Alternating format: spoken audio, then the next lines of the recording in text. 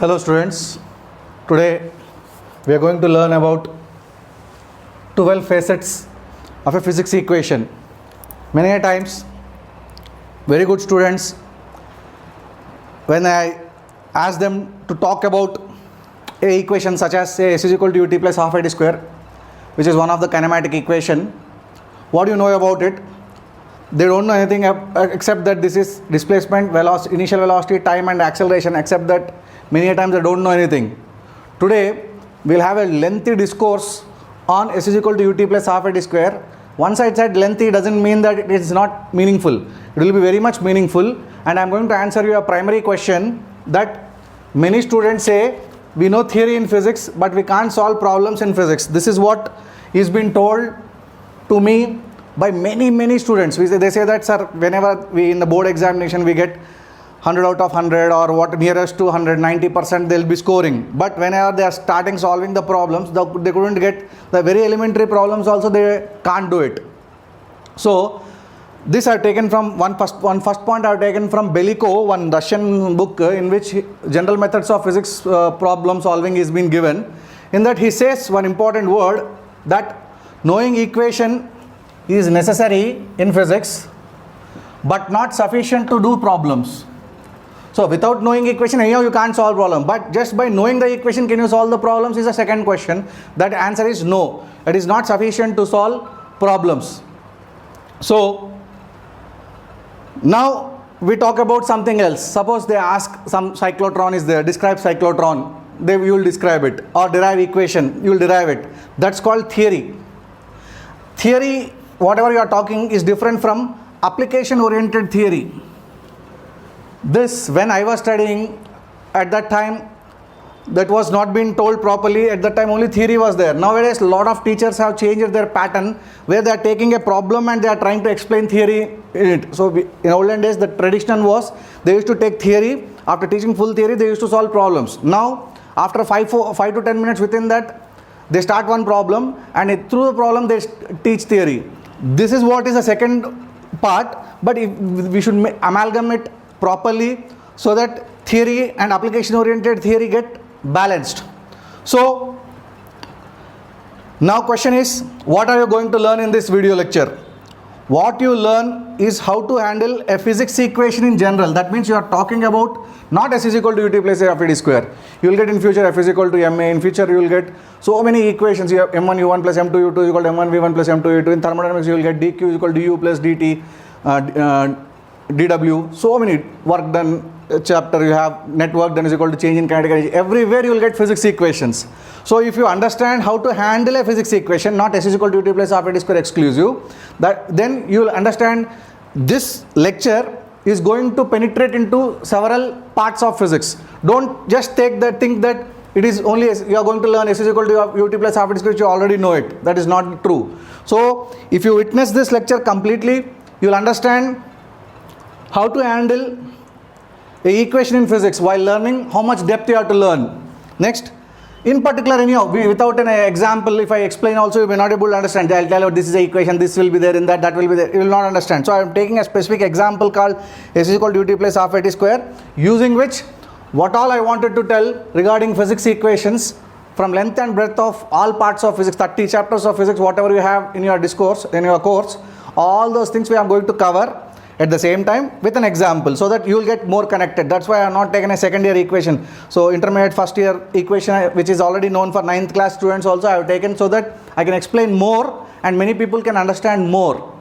So this is a primary thing regarding S is equal to ut plus half it square introduction.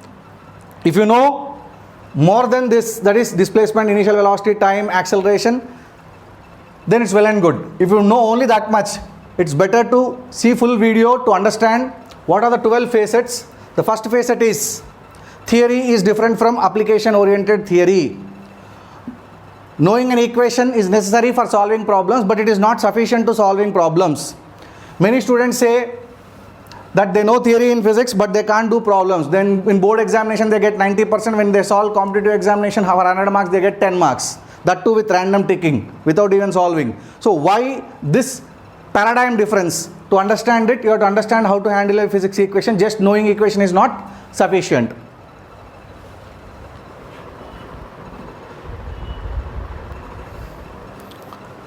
Yeah, the second point regarding physics equation like S is equal to ut plus half at square, what we wanted to start is to know why we need to understand this 12 facets of an equation. If I know how to derive it and if I know the elementary terms, is it not sufficient? So that part also we are discussing. In board examinations, they test your comprehension abilities. So whatever is been discussed in the class, that only they ask in the examination question, so you don't get anything new. So most of the things what have been discussed, little testing will be there in the analysis part, but still it's a comprehension testing kind of examination and it is meant for passing. So every state government conducts examination, every board conducts examination to make more number of people to pass so that the country is more literate. So even if you get 1 mark less, they'll add that 1 mark and try to make you pass, or they give multiple chances for you to pass and go to your future career. But the 3 examinations which are topmost in India and even in the world, they are IAS examination. If you pass it, you will become collector kind of thing, and even IPS officer you will become. Next is IIM, Indian Institute of Management, IIT, Indian Institute of Technology, Indian Administrative Service. These are the topmost exams in India and most of the best brains will be competing for them. So now what is an examination? What is the aim of the examination? Examination, if it is IAS, they will test width of the knowledge. So a district collector should know economics, a district collector should know physics, a district collector should know geography, a district collector should know civics. You should know many of the things. So there, it is not how fast you do, it is how much many things you know it. So the elementary foundation of IAS lies in the school level only, because you will study multiple subjects: social, Telugu, Hindi, English, and science, maths, everything you study. So if your target is to become IAS, actually I am not saying that in the beginning only you have to start, but that much width is required. Once you come to intermediate, you will choose MPC, biology, maths or commerce. Like that you segregate yourself and you go to one particular stream. As you go down to next post-graduation level, out of that maths, physics, chemistry, you will take only one subject called physics. Again, if you go to postdoctoral, PhD kind of thing, again you narrow down. So that is not the target of IAS. So we will test width of the knowledge.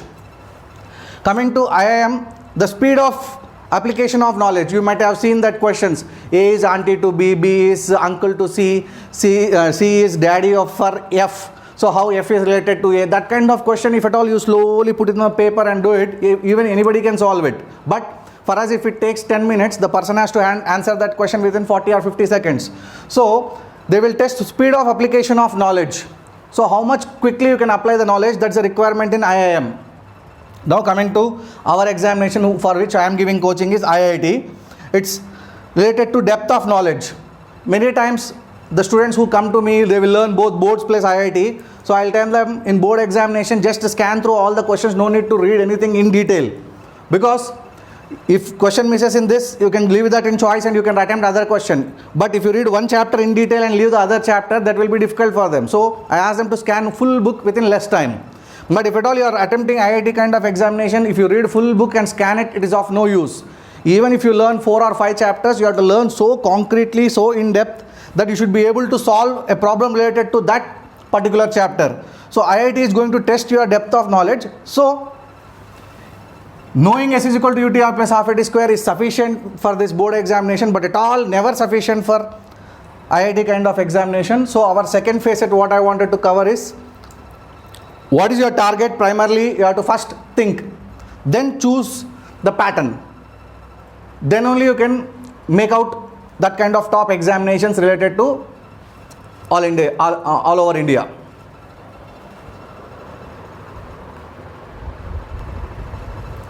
Yeah, I told you there are 12 facets of a physics equation. There can be many more than that, because to the extent what I learned from that I am telling, there will be some other learned person than me, so he will be telling more about it. But my third point regarding that is terminology. So when you learn the equation, learn the terminology properly. Many students, when I ask, yes, they'll get confused whether it is distance or displacement. Guaranteely it is not distance, it is displacement. Confirm. So after learning it is displacement, it is not sufficient. You should understand that it's a displacement during 0 to time t. So because in that time t is being used, so displacement is never defined. So what is the displacement of any particular object? Particularly you have a car in your house. What is its displacement is meaningless. What is the displacement of the car from certain time to certain time? Displacement lose its meaning when you don't define time interval. So first of all, S is not distance, it is displacement, and displacement during a time interval. So that time interval is going to be taken on the other side, that we'll talk about it. Next, U. Many students know U as initial velocity. That's true. But try to become more depth, try to go more deep. I just told you IAS, IIT, IIM kind of thing. It's velocity at t is equal to 0. When you started your stopwatch, at that time, what was the velocity of the particular object you are seeing? That is that velocity. Or velocity at the starting of the interval. For example, you are not using stopwatch and you are using an ordinary watch. So at what time it is starting, at what time it is ending. So your discussion starts from one particular time to one particular time. So that interval, when velocity at the starting of the interval, so you are talking about certain time interval. At that starting interval time, what is the velocity? That velocity is your initial velocity. You may say that, sir, you are telling the same thing. Yeah, I am telling the same thing, but try to have more depth in it. This is what is called depth. If you know it has only initial velocity and if you don't know other things, then you don't have depth. Next, most important point is t. Without even taking a fraction of a second, immediately when I write t, they tell it as a time. But actually it is not time, it's a time duration. Suppose particle started from some place and gone to some place, during that time watch also will tick. Say watch is ticking from 10-15 seconds to some 15 seconds to 30 seconds. Duration is we have to take. It's not 10:15 or 10:30. It is the duration you have to. The difference is important. So t is not time. It is duration. So final time when you are ending the interval, initial time when you are starting the interval, that difference. If at all you use a stopwatch, the time shown in the stopwatch and when you have started your stopwatch, it should be starting with 0. So that difference we put it here. So t is not time. Rather, t is duration. During that is this. All that's what I told you. No.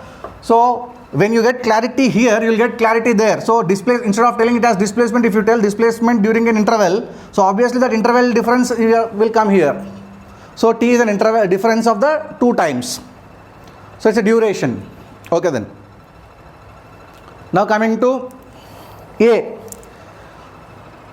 Very quick answer is A is acceleration.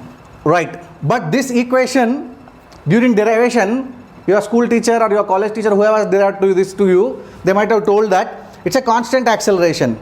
And that constant acceleration when you are using here, it is constant during that interval of time or not, you have to check. So when you started the time and it ended the time, during that if that acceleration is constant, then this formula is applicable. So that applicability condition will come later on, but constant acceleration. Next, there is a problem with vector quantities. Acceleration is a vector quantity, that also I will discuss. If it is constant, you have to check that whether its magnitude is constant, whether its direction is constant. Suppose gravity is there, acceleration due to gravity, it will be always 9.8 up to certain height. That means say 10-20 kilometers, we don't throw any ball up to that height. So always it will be 9.8 to the millimeter heights, as well as direction will be vertically down. So magnitude is 9.8, 9.8, 9.8, 9.8, direction is downward, downward, downward, downward. So it's constant. So that kind of acceleration we are expecting to be substituted here. If you have an acceleration which is variable in a simple pendulum, it will be swinging. So at every point acceleration will be changing. There you cannot apply this formula. Separate formulas will be derived for it. When you do SHM chapter, you will understand that none of this equation will be useful there. Like V is equal to U plus AT, S is equal to U2 plus half AT square, which you love the most, which you have been using from 9th class onwards. You can't use them when you go to a variable acceleration kind of thing. So third facet is terminology. You have to understand terminology properly. This way, if you think, and this is called depth. Depth is nothing but understanding the same thing in more detailed way.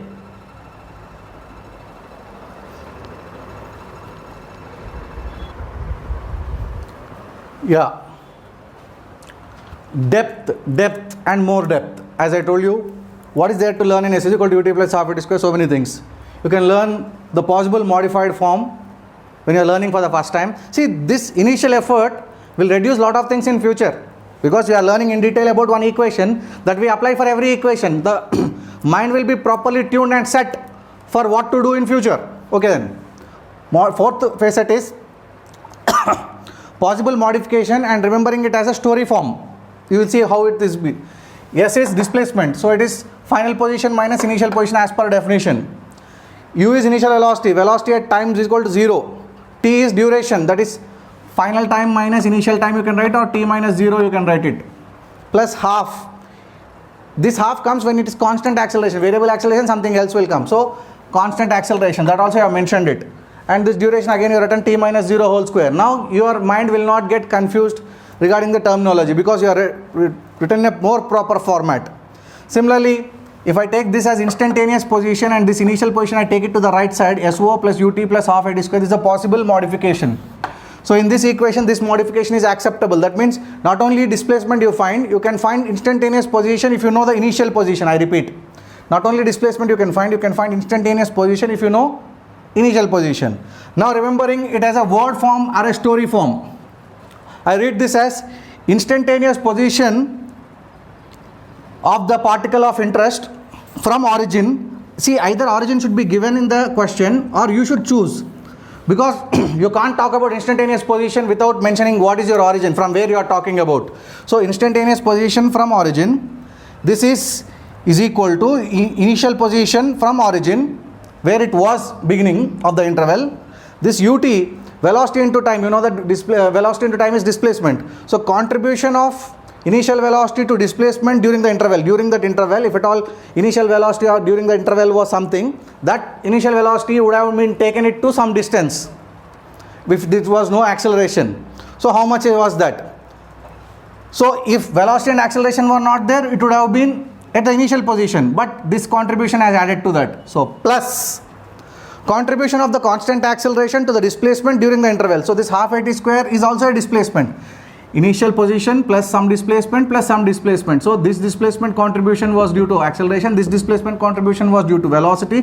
This is the initial position. When you add all of them, you got the instantaneous position. Now, okay, you may say that what we should remember very easily, like S is equal to ut plus half AT square, you are complicating it, sir, into making a sentence. But see, you are getting the feel of the equation. Till now, it was like a dead body, S is equal to ut plus half AT square. What is S is equal to, but now you see, you are trying to get a picture. You are having a car at certain place, so it is the initial position. That car is at from some electric pole, that is your origin. So one electric pole, it is at some origin. If at all it moves constant with velocity without any acceleration, then the velocity due to contribution due to velocity would have been added, but it is accelerating also. That contribution also gets added, so it's speeding up.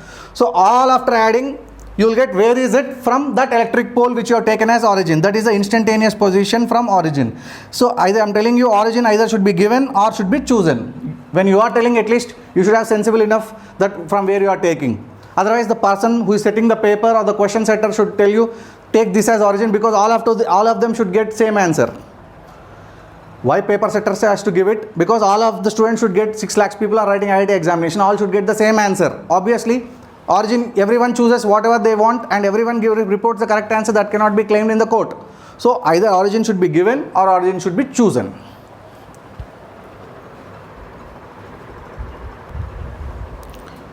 Yeah, most important aspect which will easily surpassed by everyone is sign convention. If you don't properly line sign convention, many times many mistakes will happen. I happen to see study materials of many corporate colleges like Chaitanya, Narayana, Akash, Fiji and many other things. Along with the question and answers, they give backside, they give solutions, or they give at least the answers, key answers. So what students do, this is come to education psychology kind of thing, and this education psychology is very important during teaching. So for example, we are using a formula called V is equal to U plus AT, and we have two numbers 5, 10, 5, 10, 5, 10, 5, 10, 5, 10, 5, 10. Student manipulates the sign. For example, if he backside answer is minus 5, he puts plus sign for this and minus sign for this and gets that 5. If the backside answer is plus 5, he puts minus 5 this for plus for this and gets this answer. If the answer is 15, he puts both plus sign and get the 15. If it is minus 15, he puts both minus sign and gets the 15. If it is 20, they put both plus signs. Oh, sorry, 20 is not possible here. So other possibilities exist.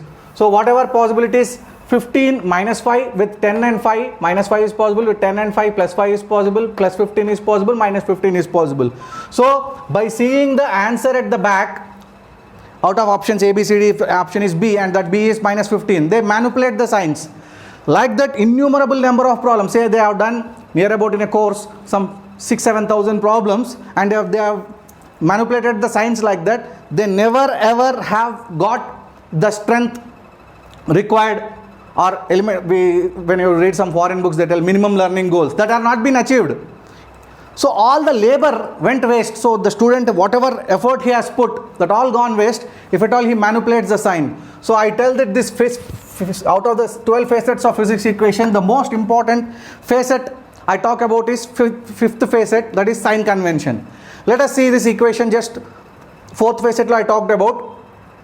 Instantaneous position is equal to initial position plus contribution of velocity to the displacement plus contribution of acceleration to the displacement as a story form. Now I see this can be plus or minus st is equal to plus or minus s naught plus, as it is, plus or minus u, because vectors will get direction. That's why time is a scalar quantity. You don't need to put it, and time generally we start from 0 only. So it's a positive value. We don't go backward in time. We can't go to past. Yesterday we cannot go back.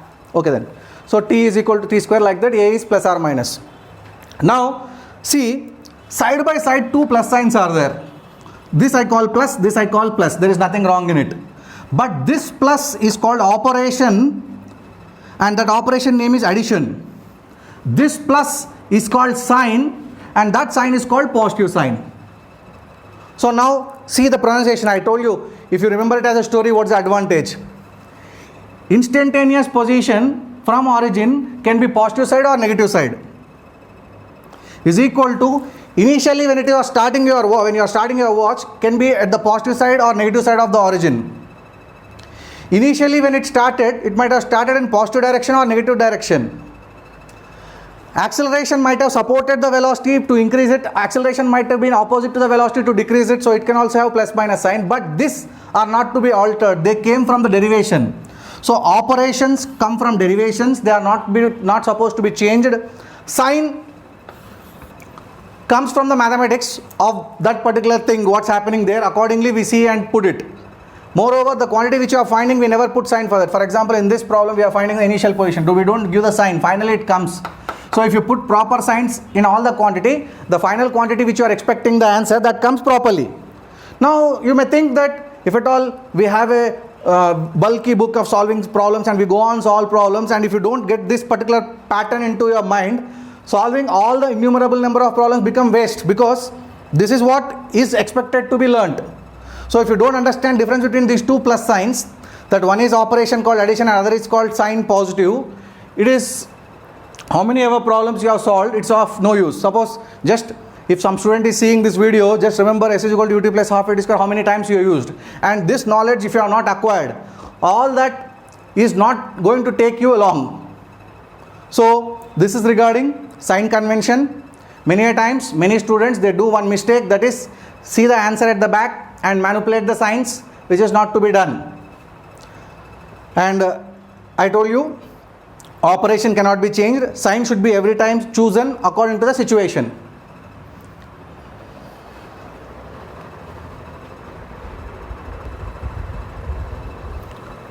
Here students, the sixth facet out of the 12 facets I want to tell about an equation. The sixth facet is generality in particularity. Actually the scientists have this point of approach. When some particular thing is happening, they try to see what is general in it. When something which is in general thing is there, they want to see the particular thing in it. This kind of thing is called observation. Seeing, viewing, more focused, observing, viewing and thinking. All these things come under observation. A scientist, if you want to become a research fellow, then this point you have to acquire it. So some students who is seeing this video think that SAR is prolonging it for small thing called s is equal to ut plus half a t square, y is going. Some students may think, okay, SAR is giving depth. Point is this, once in the beginning, if you put some effort more than others, that will fetch you a lot in future. So here, whatever we applied for s is equal to ut plus half a t square, you can apply for this. So this is sign, this is operation. This is sign, this is operation. Net F is equal to ma. Net force is equal to ma. Along x-axis we apply plus or minus F1x. First force acting along positive x-axis or negative x-axis. Second force acting along positive x-axis or negative. You have to choose them. Then finally you will get positive acceleration or negative acceleration when you multiply with the mass. Mass is a scalar, don't give sign for that because mass cannot be negative. Coming to this, heat, these are no vectors here. But heat can enter into a system, heat can leave a system. Entering you give one sign, leaving you give one sign. That you stick to throughout the problem. So internal energy of the system will increase internal energy. That means molecular vibrations may increase, molecular vibrations may decrease. work may be done, that may, the system may push the piston out or expand or contract, that all things will take in there. So same thing, again this is operation, this is sign, heat chapter. In sound waves, if train is coming towards you, speed may be increasing or decreasing, accordingly you will listen different sound. So what different sound you are listening is called apparent frequency, what it is honking is called real frequency. Velocity of sound, we take that to be the direction, base direction, because it is very fast. In that we take high, that value. Minus is the operation, you are not supposed to change. Observer may be coming towards you, or you are the observer, may be coming towards the source or may be going away. Source may be coming towards you or going away, that you have to give. So this is operation, this is sign. Again, in optics, ray optics, focal length can be positive or negative. For concave, convex lenses, positive focal length, negative focal length, refractive index -1 into, curvature can be like this, curvature can be like this. So another curvature, lens can be like this, lens can be like this, concave, convex, plano, concave, plano, convex. Again, this is minus or not to be touched because it's an operation. This minus is a sign. So whatever you are studying now is applicable at length and breadth of the physics. So what happens is the initial effort what you are putting in this video will take us to many things. So once the student's mind is open and now you want to learn sign convention, physics of the equation properly, then everywhere he will try to see, he will not be satisfied. If some teacher just tells something, he will not be satisfied. He will be asking what is the operation, what is the sign, what kind of sign I should take it. So what kind of answer. So this kind of thinking, if you are doing 10,000 problems by this method of changing the sign and manipulating the sign, that you will become a manipulator, you will never become a problem solver. So problem solving attitude comes only when you understand the theory, that is application oriented theory very well. So this is the generality in particularity. We have done particular equation called ST is equal to S naught plus UT plus half AD square, that is particular, and from that particular you have learned something called sign, a plus can be a operation, a plus can be a sign. So what is the difference between those two? You understood in that particular equation, but you are applying everywhere. So generality in particularity, like that you expanded your horizons. Now you can understand many more things very easily.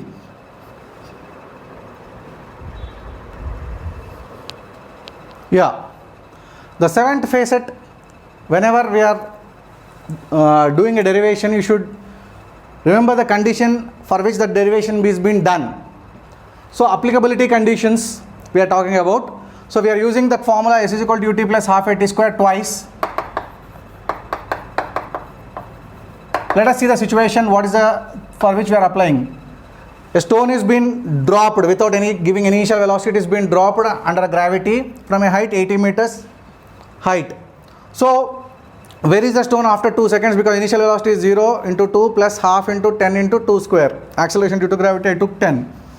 So answer comes out to be 2 1s or 2 2s are 20 meters below the drop point.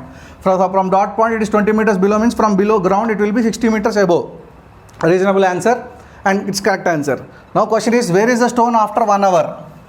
Any student with common sense will tell that it will be on the ground, because after hitting the ground it will be there on the ground. But let us apply this formula and see applicability condition, how the equation fails or not. So 0 into 1 hour is 3600, 60 minutes into 60 seconds, 3600 seconds plus this is 0 anyhow, plus half into 10 into 3600 square. I used a calculator and I calculated the value. It is units, tens, hundreds, thousand, 10,000, lakhs, 10 lakhs, crores, 6 crore meters below the drop point. So a nonsensical person may take this answer and take it, but that kind of answer will not be given, and this is appearing to be unreasonable.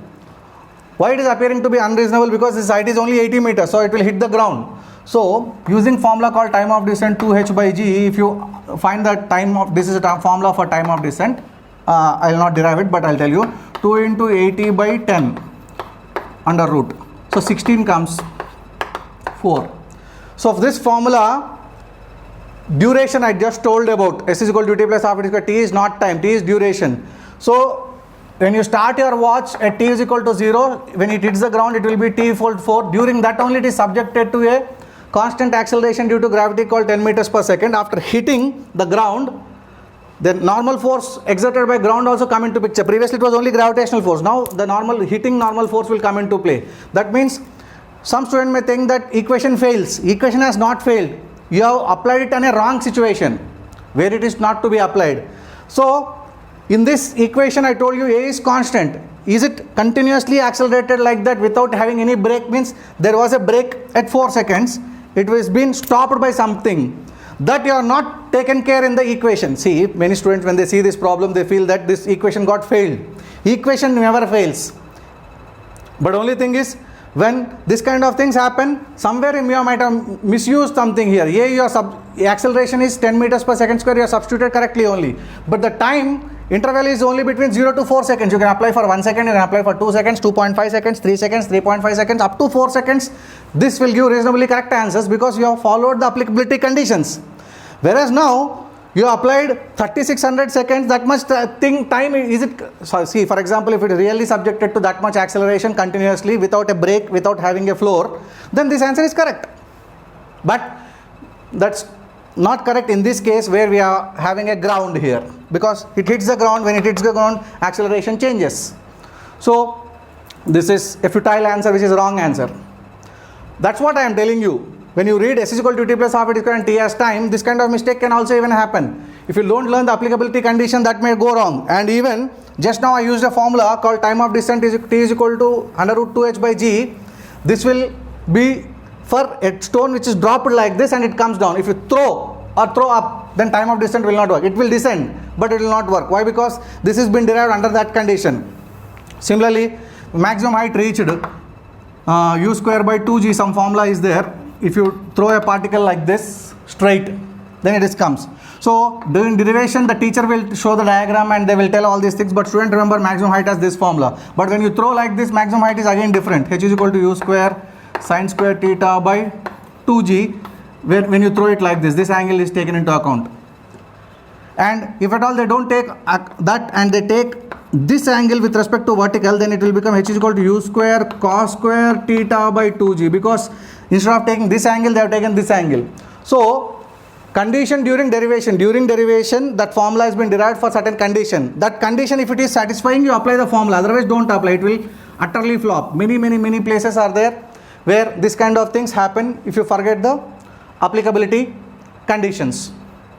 So try to remember both. See, even in fluid chapter, one topic, very interesting point will be there. Suppose we have a tank and water is flowing down like this. This height of water level above the tank is H1. This height below the water tank is H2. Just I am telling you, some formula comes 4H1 H2 under root is the range. So this distance range comes like that. But in the examination, if they give this height as H2, when deriving this height above the level, below the level, that they are taken heights. So now you apply this formula H1 H2, it will go wrong because this height is required. So correct formula is 4 H1, this is okay, this H2 is this height. So H2 minus H1, in that you have to write it. This is the right formula for the range. So when you forget the diagram and remember the formula, this kind of silly mistakes can happen. Or if they give this height as H1, then what? This height is okay, this height is H2 minus H1, you have to make it. So certain changes are required to the formula. So always remember along with the formula the deriving conditions and check the applicability conditions are satisfied or not. So you may be thinking, sir, is this many bad things you need to remember and all? See, it's all not bad things. This is a proper physics. So if you have not learned proper physics, this is appearing to be very clumsy to you. But still, with learning minimum theory, you want to do maximum problems, this is the best method. Instead of that, you are going on doing manipulating things, doing lot of things and not doing anything.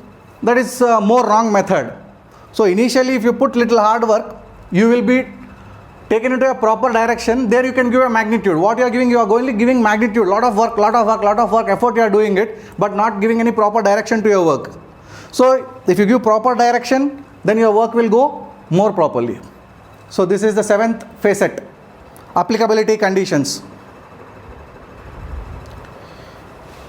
Yeah, let me tell you the other part. Data collection and substitution, particularly it's very troublesome with vector equations.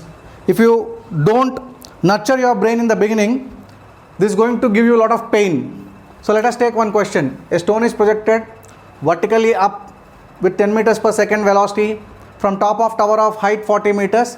When it will reach the ground? This is the question. So many students, they collect the data like this. U is equal to 10. Acceleration due to gravity is 10 meters per second square. Height is 40. Height of a tower. What is the time? So SUAT connecting formula, they write it. and that's all. You don't get factors. See, you take a snapshot and try this, answer comes wrong because you don't even get factors. 8 is there and plus 2 you have to get it. So minus 4 plus 8 or plus 4 minus 8, it will not be giving plus 2. So what went wrong we will discuss. So this is a wrong method. Data collection, you have made a mistake. You have collected only the numbers and units but not the directions. Thrown up, so arrow mark should be up. Gravity will be down, arrow mark should be down. Gone up and came down. So from a point it went up, to that point it came, and still yet it came down. So ultimately its displacement is initial to final position minus initial position, it's downward. Time is how much? So now if I choose the equation to be downward positive, because more of the quantities are downward, so you take downward positive. More of the quantities upward, you take upward positive. You can take any sign, but according to that. So my intention is to take down things positive. So S is downward, I took plus sign. U is upward, I took minus sign. A is acceleration is due to gravity, downward, I took plus sign. Then you solve the equation, you will get 4 seconds or 2 seconds, minus 2 seconds. Minus 2 is a discarded root and we take 4 seconds. So this stone, whichever has been projected from top of tower, reaches the ground within 4 seconds. Like that you will get the answer. So data collection and substitution law along with numbers and units should also collect the arrow marks, in which way it has been there. Upward arrow mark, downward arrow marks and all. That physical realities you are not supposed to change. Mathematical reality, if you want, you can change it. That's not a problem. But physical reality you are not supposed to change. You have to collect the physical reality also. Yeah. Next. 9th facet. I told 12 facets of the physics equation. Now I am talking about the 9th facet. There are 2 aspects in an equation which we deal in physics, not in mathematics. So maths of the problem and physics of the problem will be 2 aspects which we need to consider. You can choose maths of the problem, but you cannot choose physics of the problem. Physics of the problem, physical situation, whatever is been given, that you have to take. Let us see this previous problem where a particle is projected upward with 10 meters per second square. It went up and it came down from a height 40 meters tower and G was 10. Okay, so fact is this gone up, then finally came down from initial to final point, and this gravity is pointing downward. These are things are not to be chosen. But if you take up positive and write this equation, S is down get minus sign, U is up gets plus sign, G is down things get minus and upward things get plus. If you take down positive and write, whatever are downward they get plus sign and what is upward gets minus sign. See, it's mathematically like this. Minus x is equal to plus y minus z kind of equation. Instead of that you get all sign changed. Minus x became plus y became minus y, minus z became plus z. Both are equally true. Mathematically when you solve it, there is no difference. There is no difference at all. So mathematical scale you can choose the way you want. For example, you have scale, this is origin and upward positive. This I can put it down like this. This is origin, downward counting I take positive, upward counting I take minus. Upward counting I take plus, means downward counting automatically it becomes minus, because you take some place as origin. From there if you go right, that values you take plus, left values you take minus. That origin you shift it and keep it at some other place. Then again onwards you can count that side right or left according to your will and wish, because right is left and when I turn like this right is this left. So in this space mathematics has given us this permission to choose the way we want. But the physics is V is equal to U plus AT cannot be written as V is equal to U minus AT. Operation you are not supposed to change. Moreover, the physical facts like stone is thrown up, you cannot take it thrown down. By changing the sign without proper consent, without proper collection of data, that will give you wrong, because something which is thrown upward from a tower takes more time, something which is thrown downward will take less time. This is a physical fact.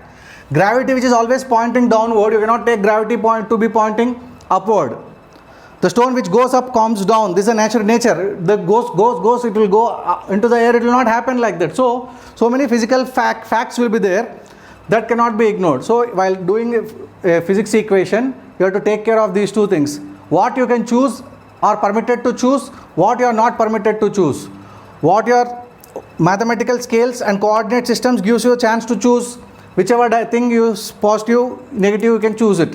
But physical facts and realities in the equation, while deriving you have to read them properly, remember them, understand them, and at the same time whatever is been given in the question as it is, you have to take the physical data. While mathematics you are choosing, you are allowed to choose.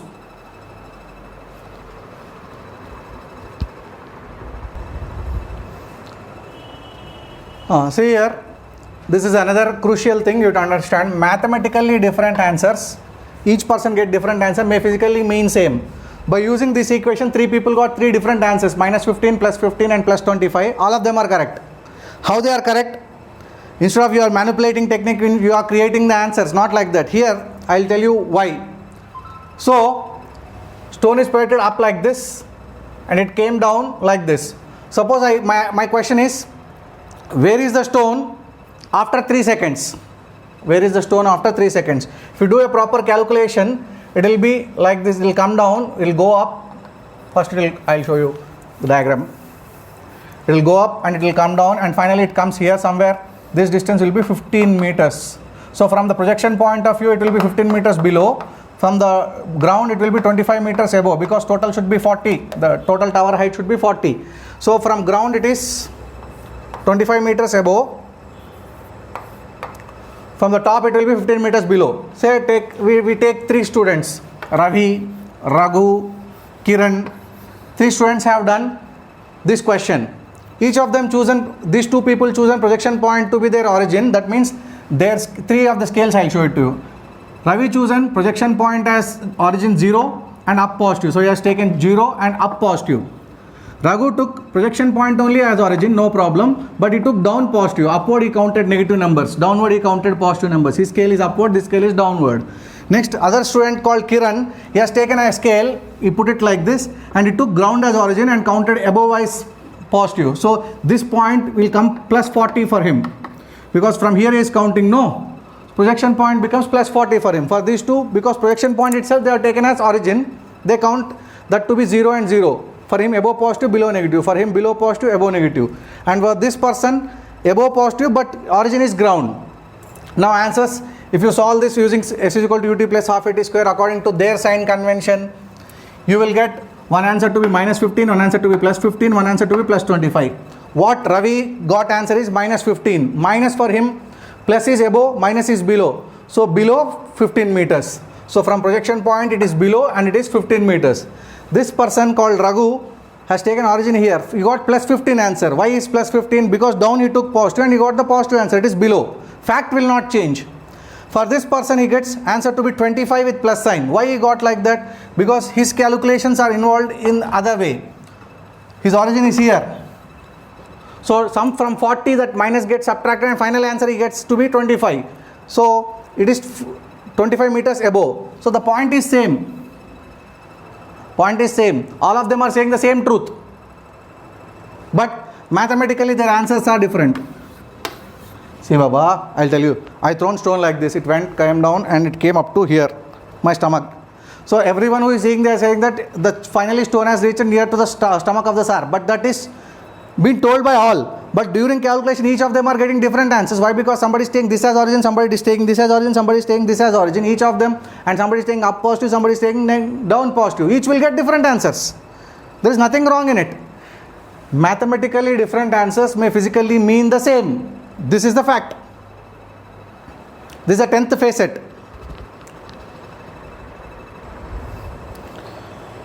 In future, you will understand one particular point, what I am telling now, that the student who is weak in vectors, he is weak in physics. There are so many physical quantities, nearly 60 to 65% of the total quantities in physics are vectors, which are having direction. So, the vector algebra of math says that if at all there is a vector A going like this, B like this and C like this, the result is taken from tail of the first vector to head of the last vector. And we write this as R bar, and that R bar mathematically we can write as R bar is equal to A bar plus B bar plus C bar, where each of them should be written in IJK form. I is unit vector along x-axis, J is unit vector along y-axis, K is unit vector along z-axis. So Rx, each of R value along x-axis is sum of components of A, B, C along x-axis. Similarly like that, B, Y component, Z component, all Z components added to get Z component of the R. When you want the length of the R, then find each of them separately by adding AX, BX, CX, AY, BY, CY, AZ, BZ, CZ, then take the magnitude. And if you want direction, R bar by mod R, each of them should be written in IJK form. This generally students who have well known with vectors, they know it. Now coming to this our equation, S naught is a displaced position of particular particle in particular direction. So it's having a direction. Velocity will have direction, time will not have. So half at square A will have direction. So each of them are pointing like this, and like this. So our final position till now up to 10 facets we have talked in one dimensional term, but actually it is three dimensional. So one vector equation in physics is equivalent to three scalar equations in mathematically, and they are in three mutually perpendicular directions. So each of them will get plus minus, plus minus, plus minus, plus minus, plus minus, plus minus, plus minus, plus minus, plus minus, plus minus, plus minus, plus minus. So you have to be very conscious when you are doing vector equations, because so many times sign convention you need to apply it. So you go through that full lecture, you understand what I told regarding sign convention that you have to apply here. So this again, we want the total displacement vector. By adding these three, you will get it. Directly you should not add. You are supposed to add them like this.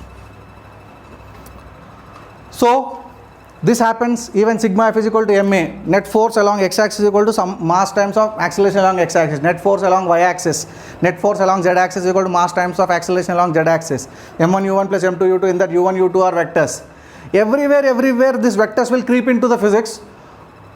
So they're all, you have to follow this rule. One vector equation in physics is equivalent to three scalar equations in three mutually perpendicular directions. This is to be kept in mind. This is the 11th point or 11th facet regarding physics of an equation. I told you in the beginning, if you learn one equation in detail, what you are learning one time, it is applicable hundreds of times. So initial effort will give good dividends.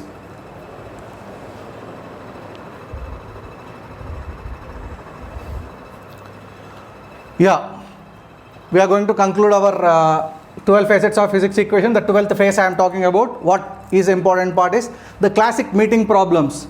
So why this subject might have developed? See, always subject develops because of some hunger, some requirement, some trouble.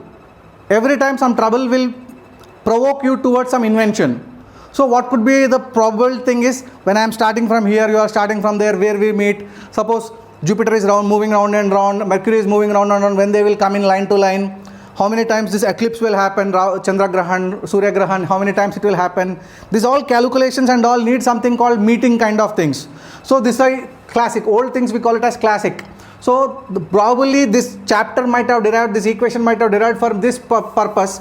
So I have read this from Newtonian Mechanics by A.P. French, Massachusetts Institute of Technology book. So they call this as classic meeting problems. I'll tell you a very beautiful thing. Suppose there is a person A and person B. They are not at the same locations. They are starting from different points with different velocities at different times. After A starting, after 1 hour later B has started with different initial velocities, with different accelerations. But finally they met at some point. Met or meeting. Once I say meeting, the final position of A, that is instantaneous, or at time t the position of A is equal to at time t position of B. This equation we can get. Meeting this is very thing, initial points need not be same. Times of starting may not be same. Initial velocities need not be same. Initial accelerations need not be same. Whatever things you want, you can put all different things. But finally, once the word meeting comes, that means final position on this earth. For example, you started from Delhi and I started from Hyderabad. Both of them has met in some place called Nagpur. So that Nagpur is common to you and me. Remaining all are uncommon things. So suppose two particles have met, I can write final position of A is equal to final position of B. It's a vector. So initial position of A plus initial velocity of A, time of travel of A, half into x, let it take constant acceleration, time of travel of A square. Initial velocity, initial position of B, initial velocity of B, acceleration of B, time of travel of B square. Just in the 11th facet I told that everything can be different. So initial position of A can be SOA I cap, SOA J cap, SOA Z K cap. Initial position of A along x axis, initial position of A along y axis, initial position of A along z axis, plus initial velocity of A along x axis, initial velocity of A along y axis, initial velocity of A along z axis, k cap into time of travel of A. Like that you can write it. So when you have a complicated problem that one projectile has been projected from here, other projectile has been projected from there, both of them meet. Once they meet it, then you are going like this. Somebody thrown some missile like this, that two things have met at one point. So it can have different initial velocities, different initial accelerations, times of travel. After you project it and then see, then in Mahabharata, then Arjuna throws a arrow, then Bhishma throws another arrow. He can wait until he understands the trajectory of that. So all kind of classic meeting problems can be done with this equation. But you see the depth, where we started and where we are ending. So this equation, if I fully write it, board will not be sufficient. That because everything is, we have to write it like that. Then they say that after starting A, B have been started 3 seconds later. So from time of A, 3 seconds later is time of B. You can write like that, and you can use some common feature in it. You can solve the classic meeting problems using this formula. So I am closing this lecture. I have talked about 12 facets of a physics equation, and much more learned person than me. I know little of physics. With my knowledge, I told you 12 facets, and still I can tell many more things. Even with the minimum knowledge, if I can do like this, there are some other people who are having more knowledge about the depth of the subject. When do a lot of problems and all, they get more outlook. So this is the outlook what I got it through my problem practice. I understood that this physics equation is applicable at so many places. Try to remember generality in particularity. Remember, you are preparing for competitive examination like IIT, where they will try to test your depth of the subject. When they are aiming at that, you need to have a comprehensive knowledge. At the same time, initial efforts will reward a lot to us finally. You may think that this 1 hour video lecture on just one word called S is equal to ut plus half at square, I might have bored you, I might have dragged the syllabus like that. That's not true. Absolutely not true. I'm not even having that intention. But here is the thing you have to understand is one word what we are used to call S is equal to ut plus half at square, on which we are unable to fulfill at least one A4 sheet. We have discussed so many points in it. And strictly speaking, we have not solved any problem. We are just going on telling where it can be used, how it can be used like that. But this is equal to solving multiple number of problems because it is having generality.